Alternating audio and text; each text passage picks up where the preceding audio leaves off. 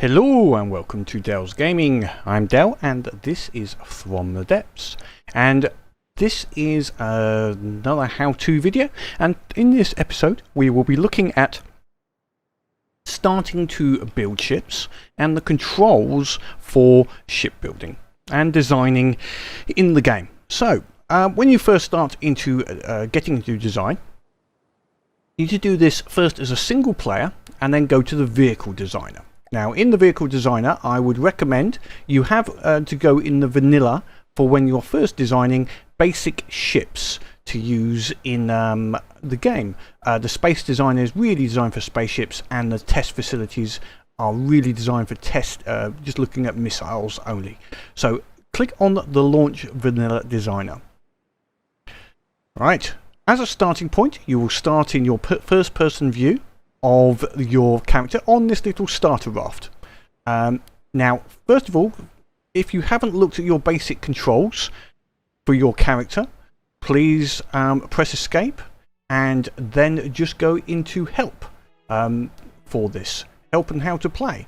And you've got player controls and buttons. And that will show you all of the player controls you need to go through. Also in this help button, after pressing the escape, you've got lots of other useful help buttons about various controls and items in the engine and what various items do. We'll be going through these gradually and taking you through some of these buttons. I've just flicked through these really quickly. But we'll be going through those individually. But for this moment, what we're looking at is how to construct a vehicle and how to build items in a game. So if we just hit resume game, takes us back. So from this position, obviously we're using the mouse. We can also use WASD to move our character around, and space will basically make us effectively jump up, or in this case, because I'm using this particular bot, hover. If you want to go to a slightly different view, so see it from outside, press your tab button once and you go to an external view. Now, using my mouse looks around and using WASD, I can once again move my camera around my character. So this is like a third person view. Press tab once more, you are back to your character. Mouse controls, you'll notice down at the bottom I have a number of weapons, number of items on my toolbar. Pistol, SMG, grenade, minigun, telekinesis ability, which is always a bit of, little different, we have the heat view and a few other items as well. To use these, after you've selected, right mouse button will fire whichever weapon you have selected. Some of them are a little loud, admittedly, especially the minigun. And the grenade launcher. Now, one thing, grenade launchers, this will just be a quick little bit on there. You'll notice as I click the right hand mouse button, you'll notice how the colour changes on the weapon, and that is loading different types of grenade. This is not necessarily the best way to shoot it. Let's see if I can hit that. And you've got a number of different items. I'm not to be able to hit that now, am I? No, it's oh, not quite. Haven't got enough range there. Basically, you have different types of weapons. One is you have a instant hitting weapon. Now, if I do fire here, I'm most certainly going to blow myself up, but we'll give it a go. We have a sticky one. That has created a sticky item, which will blow up after a set number of seconds. If we go to the yellow one, I'll try to show that off. Let's see. Missed again. Come on, do it. There we go. That's an instant, just as soon as it hits, it will explode. So that's that one sorted. And then we have the blue. Let's just repair this up.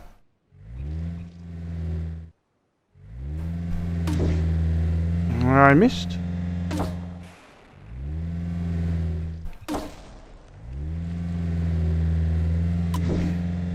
And the blue is basically just a simple timed without sticky. So it will bounce, and then after a few seconds, it will explode. So you've got your different types of missile explosives based upon the right-hand side button. So that's our basic. I'm going to put him back on pistol because I don't want to, in the build, you don't want to suddenly go to your character and find that you launch a grenade that blows you up. And you have to respawn. So that's the basic controls and weapons of your character. We'll go through the heat view, path view, sprayer and binos when they are relevant at a different time. So once you're in here, how do I start building? The first thing you will want to do is press the B button. Now you'll see it's put me automatically put me in a third person view for building rather than being first person. That is normal. Now there is two ways of controlling your building. If we just get ourselves, we'll use this here. I'm in a mouse view, and wherever I point my mouse, you will notice that the block moves around to where I am pointing.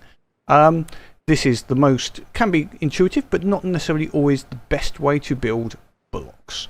The other way is what is a keyboard only. If you press the F3 button, you'll notice now that as I move my mouse around, my camera view moves relative to the block, but the block itself does not move. Now using the AWSD keys, I can move all around I can move my block around. To go up and down, I press the Shift key and you'll notice it goes up, and press the Alt key and it goes back down again. So that's using the key. The priority or main reason for using this one is your block does not move around as you move your mouse. So I can look around here without the block moving. As I say, alternatively, you have the mouse-based view, and it will go to wherever I happen to be pointing at the center of my mouse. People prefer the different building systems, and there is advantages of both systems. First point is with the mouse system, you'll notice the block is green. I'll try and get a blue. I don't think I'll be able to get a blue. It's always green, which means I can place a block.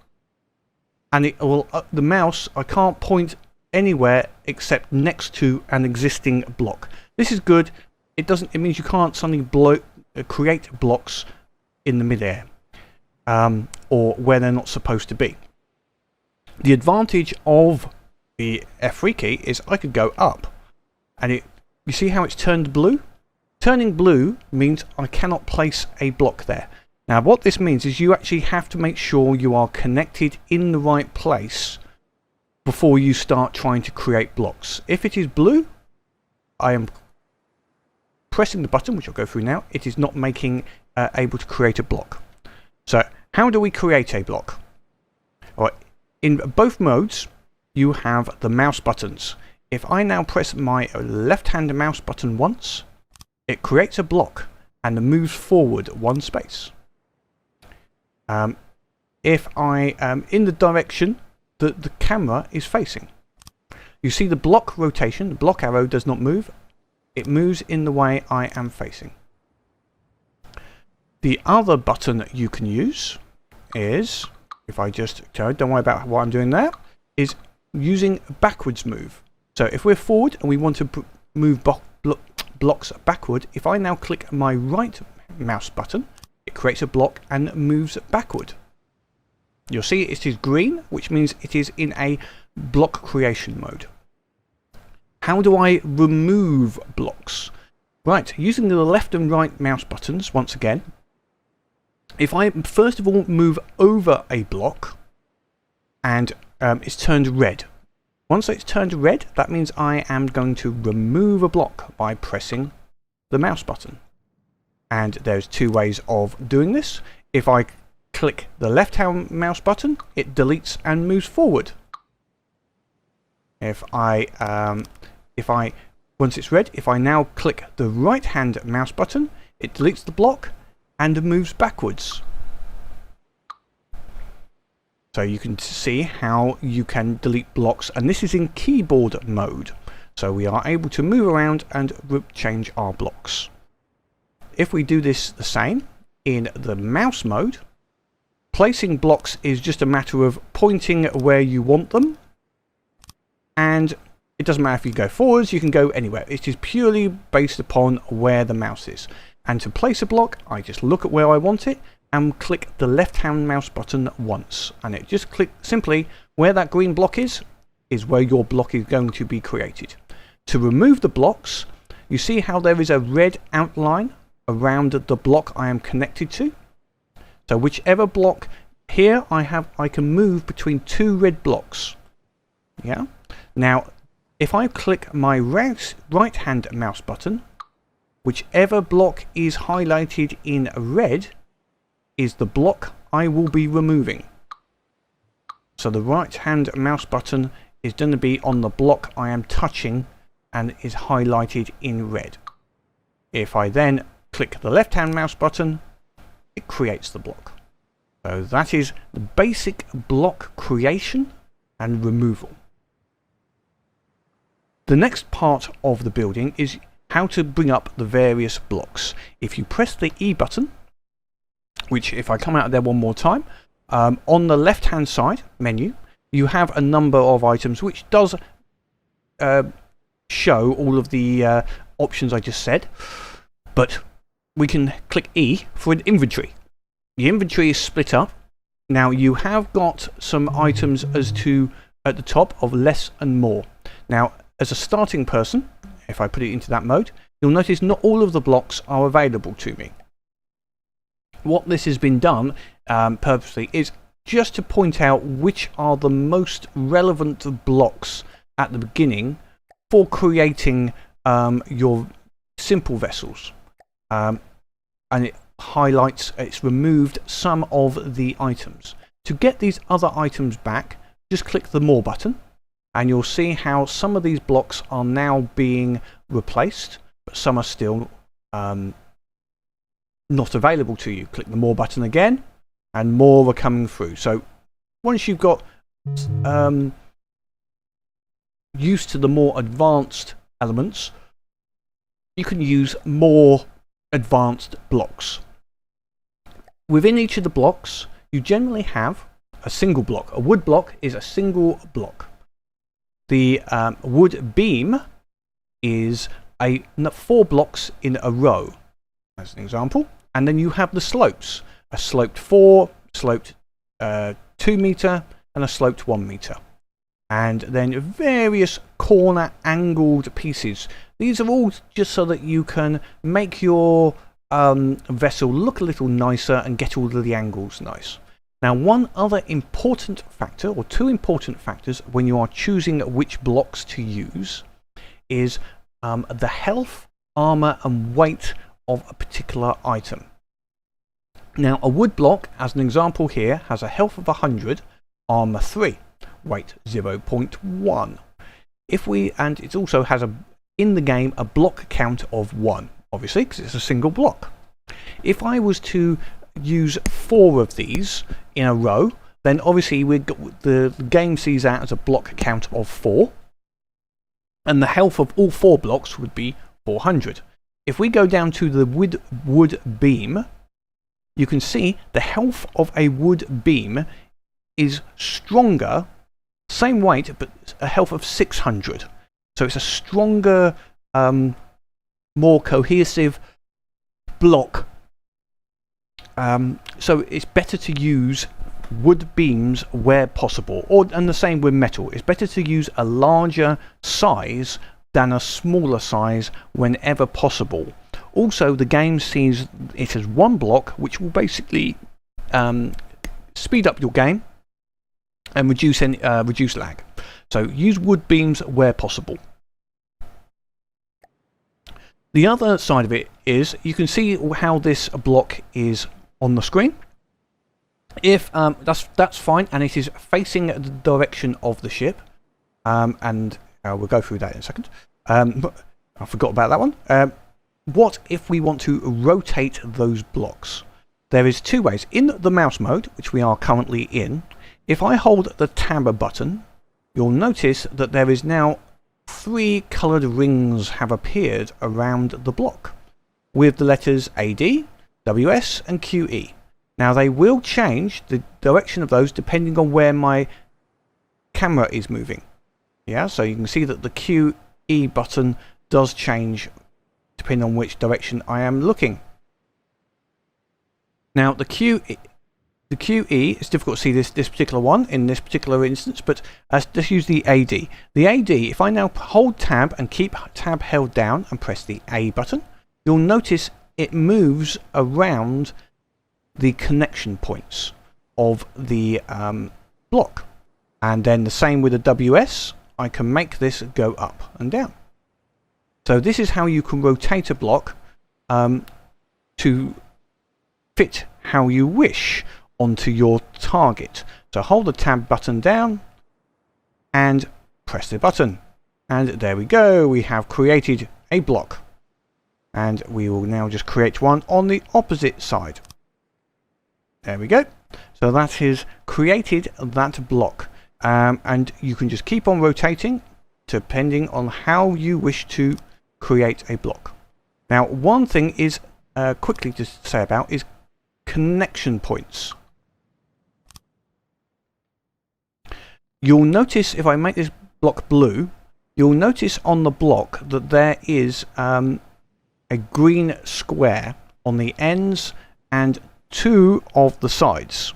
If I just, but there is no tab on the top or on the other end of this block. If I try and get it so you can see the other end, yep, so there's no tab. So to connect to another block, you must be connected via one of these small blocks. So I cannot put this, let's see, where can I put it? I can't, in mouse mode, luckily, it's only going to allow me really to place it where there's a gap. Also, if you notice here, if I go over too far, if I go over 1, I'm now overlapping with this other block. The block has now turned blue. That means I cannot place my beam in that position because it is going to overlap with another block. And it will only allow me to connect where I have connections. If I turn this upside down, and let's see if I can, one more, no, this, just try and get this connected so I cannot connect it. It's awkward in the mouse mode because it will always try and connect it somehow. It's more relevant to when you are in the keyboard mode, which we'll go to now. So in mouse mode, I'm always going to be able to connect to something because it will only show the block where it is connectable. The only one you have to be wary of is where you have a block overlap and it turns blue. So that's the only time you've got to be wary. Let's go to keyboard mode by pressing the F3 key. Now, there's slightly different ways or an alternative way to move the block. Now, first of all, once again, if I hold the tab button down, I have the markers and I can move the block around using the AWSDE keys and the Q, and just change this around as I need to. Now, one difference though on here now is that with the keys I can move this block to a position. See there, it's connectable. If I move it across, you'll notice now how there is no connection points for this block, and that is why it has turned blue. So I've actually gone outside of the connection range of this block, so it has no connection points. So when you're using the keys, it is possible to put yourself even totally disembodied from the item in question. So do be wary of that if you are using the keyboard mode to create blocks. You need to make sure that you rotate it to ensure that there is connection points for the block to connect using. One other way of changing this is if I want to change the block rotation, what I can do is point the camera looking through the direction I want it to connect to and press G. The block, you'll notice now, has changed to that orientation. And now, it will stay in that orientation until I want a block going that way. I press G and the block has changed. And now I can move to where I want to put the block and click it. I want now a block going the other way. Press G. So this is all done with relative to your camera movement. There we go. Nice and even. Okay, one issue with this moving the camera whilst you're in key mode. Hitting W and S moves us back and forwards, which is fine at this moment because I am looking in one direction. If I now change my camera view and hit W, you'll notice how my direction has changed. So the direction is relative to the camera. So if I was just to hold W and now move my camera around, you can see how I'm sort of moving all over the place just by holding the key button down. So when this does get confusing at times and can confuse people. So make sure that if you are using key mode, you always know that everything is relative to where your camera view is and not where the block is. It is easy to get confused as to where you are when you're putting these blocks down in the keyboard mode. We'll go back to mouse mode for the moment. Right, other little very useful items which is listed on the side is mirror mode. Now mirror mode is very handy. To get it right though, it is a little, you have to still use your camera. Now mirror mode is, as the name suggests, is putting a mirror up, and then anything you do on one side is mirrored to the opposite side of the partition line. Now this is very commonly used when building hulls and vehicles, especially on the lower levels, to ensure that everything is duplicated from one side to the other. Now to get the line correctly, what I would recommend is you get close to what you want and look down, straight down the item. Now you'll notice where my cursor is pointing at my character. Now if I press the N button, you'll notice that there is a nice slightly sparkly line down the center, and that's our mirror. Now anything I place on this side automatically gets placed on the opposite side, and vice versa. So that is our horizontal mirror line. Press N a couple of times and you remove it. The other side is a vertical mirror line, and by looking down on at the level I wish it, you'll notice how the plane is now vertical.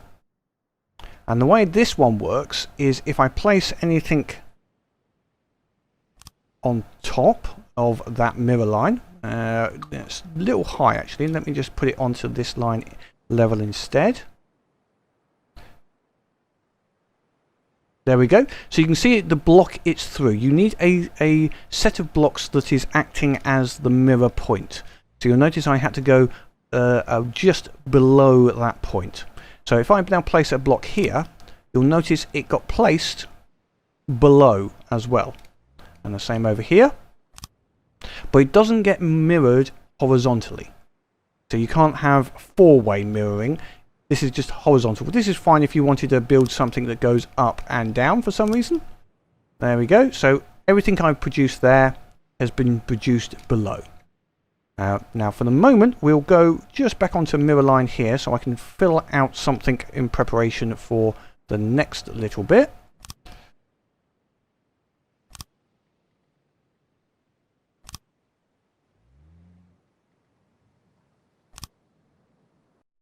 Right, and we'll just put one there and there. Okay, so we take off that mirror line. So we used the mirror line there to produce an area, and you could highlight an area. There is one other handy item, which is fill. Now, to use a fill, basically, if it's to fill an area, as the name would suggest, with the whatever block you have selected at the moment. Now, what you have to do I found to do this is if you point at where you want the item to go, and you see how one of the blocks was highlighted with red, that is the fill area, or sorry, the block that your fill is going to be connected to. So let me just create another quick little area to fill. There we go. So if I'm using a wooden block. If I point at that red item there, press the fill button. Let's get into a good area. And of course it's not going to work for me now. There we go. Or I pointed through the area, so there it wasn't pointing at any area at all on that one, and it filled the area. So F can be used with fill. I find it a little bit, you have to sometimes move around a little bit just to get the pointing correctly. Sometimes it doesn't like certain blocks to do a fill based upon. So you might have to just move the cursor around just a little bit to get it to lock on correctly so that the fill will work. This is very handy if you're making a very big platform. You can use the mirror to initially create an external outside and then fill it with whatever block is your choice. So that's the basic item there. Now there's one other item that we can use, and that is the replace option. Now let's say, okay, these blocks down the back here, I want to change them to a different block. So I press E, and let's say instead of wood, I want to change them over to a lightweight alloy block. Now what I can do, you can see I changed that, is if I hold down the shift button, and you'll see that on the left hand side the shift menu has moved in. Whichever block is highlighted in red, if I click my left mouse button, it now gets swapped for that block. A couple of little bits here. If you point at a block which is not the same, it will swap it, but anything that was connected to that will quite possibly disconnect. You'll notice now that this block is sitting there, but I'm sure that will disconnect in a second. And in actual fact, if I go here, that one did connect okay. Let's see if I can find one which might cause an issue. I think these are actually all going to be okay. We'll go to this one here, underwater. If I replace this block, you'll notice that the one below has become disconnected. So be wary of doing replaces on blocks, as you may replace something, and there's an example, it replaced the wrong block, and anything connected to it has got removed. Now I will say sometimes the mouse editing is sometimes a little bit more finicky. Can you see how the red lines are flickering on some of these items? And if you were doing a replace, yeah, you can see that the actual one that I wanted to replace wasn't always the one I thought I was aiming at. It is a little, this is the mouse just making sure that you get aimed at the correct item in the first place. So do be careful with that. That's just it can not sometimes not quite do what you expected when using the replace mode. Now the final control button or interface button is useful when you have quite a large vehicle with lots of blocks in it and you can't see something inside. So I'm just going to build something as an example. So let's say we have I'm going to go for a stone block here inside some wooden blocks.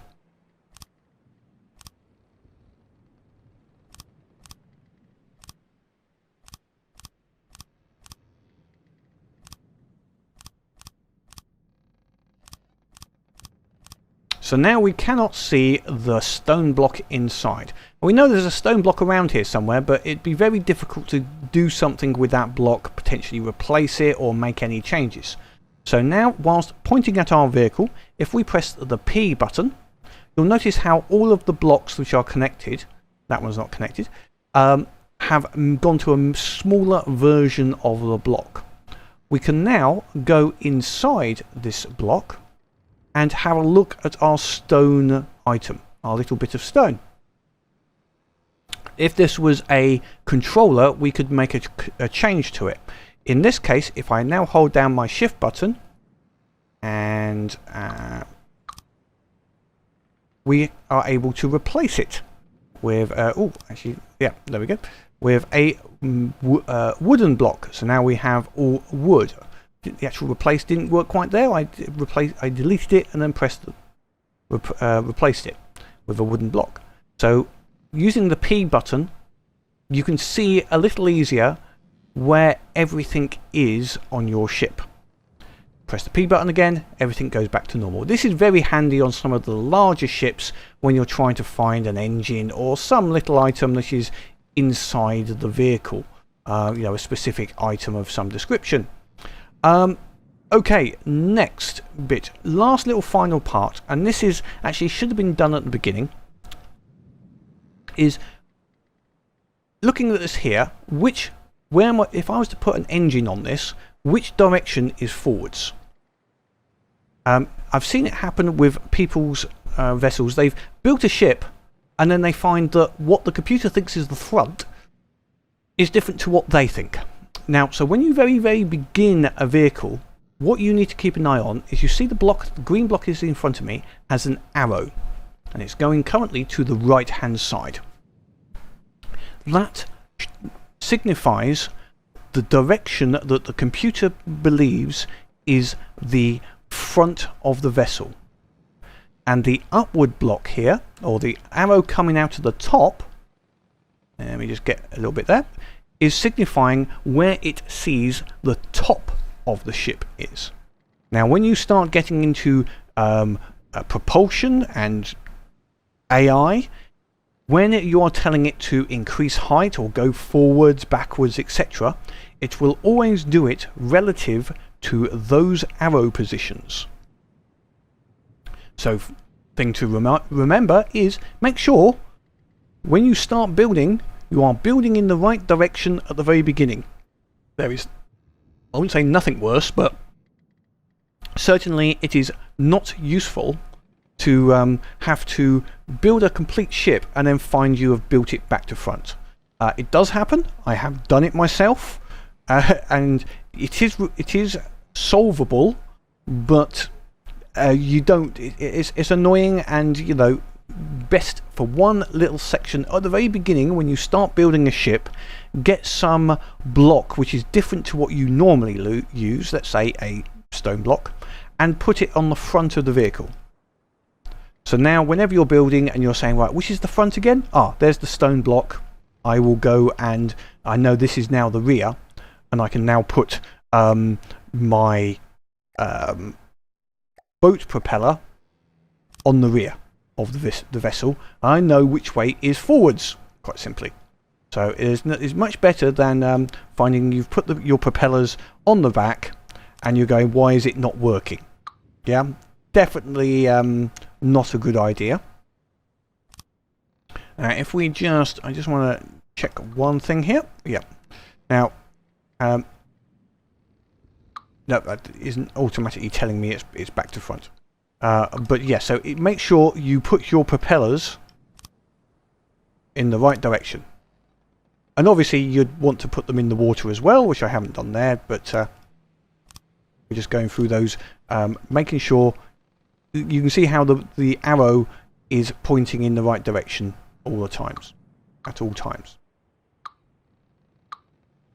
Okay, hopefully that is a good intro, or how to, with the basic controls of building and building blocks. I haven't gone into the capabilities of blocks. We'll do that in a different area, or how to first start building ships, as I'm not to tell other people how to do design. The whole idea of this game is for you to find your own designs and to basically trial and error, muck around with things and see how it works. The other important thing is, once you have built a ship, is to save it, and that can be done by pressing escape. You have save vehicle option, and you can give the vehicle a new name and save it. And that will save it in your folder, which you can later then load the vehicle again to work on later. So remember that when you are saving a vehicle, you get yourself in the correct folder for saving it. If you have multiple folders, that is an important factor here. And if you select any item on this area, it will overwrite that vehicle. So be careful of overwriting vehicles by accident. You don't want to click on an item in this left-hand window and accidentally overwrite one of your existing vehicles, because that will just be basically annoying as such. Any other bits on here? We'll go through some of the other items when it comes to combat and combat testing. The only one that you might sometimes find interesting, if I come here, is restart the designer, which puts you back to the very beginning again. Be careful with that, because it does not save any of your items you were using or anything else. It just removes everything that is in the game. And as you can see at the starting point, you can see the first block, that arrow block, showing which direction is the front. There we have. We've put our little stone block on there to start. So that is the designer and how to move your blocks and how to place blocks in using mouse mode or keyboard mode, and the items to look out for when you're using replace and deletion using the various modes. Hopefully that has been useful to some people. There is tutorials within the game. Please have a look at this, and this is a supplement to those, just a little bit more detail and a little bit longer. And if there's any questions you have, please feel free to leave a comment below. If there's something that you feel you don't understand or you feel I've been unclear on, please leave a comment below, and I will endeavour to either update or make it a little clearer in one of the future videos, or update this video with a better description. So until next time, keep building, keep playing, and have fun.